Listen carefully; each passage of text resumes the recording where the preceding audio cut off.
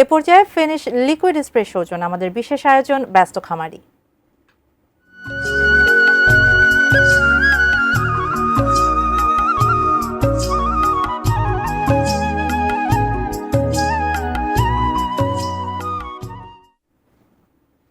কোরবানি ঈদকে সামনে রেখে মুন্সিগঞ্জের মীর কাদিমের ঐতিহ্যবাহী সাদা গরুর পরিচর্যায় ব্যস্ত খামারিরা। তবে লালন পালনের খরচ বেশি হয় মীর কাদিমের বিশেষ জাতের এই গরুর সংখ্যা খুবই কম।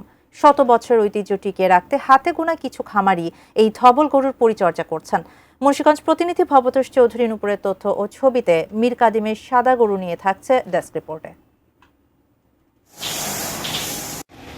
পুরোপুরি সাদা রঙের গরু, তার চোখের পাপড়ি, নাকের সামনের অংশ, লেজের শেষে লোমের গোছা, এমনকি পায়ের খুরও সাদা বা হালকা বাদামি।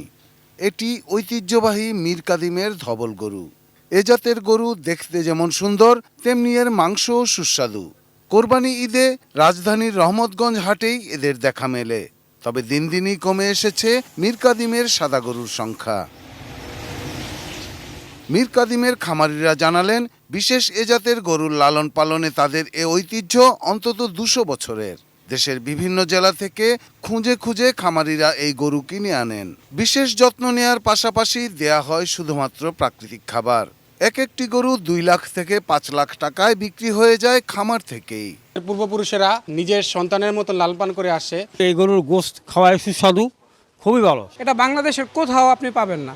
এটা পাইতে হলে আমাদের মীর কাদিমে আসতে হবে। বাচ্চা কিনে নিয়ে আসি, 5,000 গরুর মধ্যে একটা 2-4টা 5টা গরু সাদা গরু উঠে। তবে মীর কাদিমের সাদা গরুর মাংস ও দুধের উৎপাদন কম হয় বলে এ গরু লালন পালনে খামারিদের উৎসাহ কমে গেছে।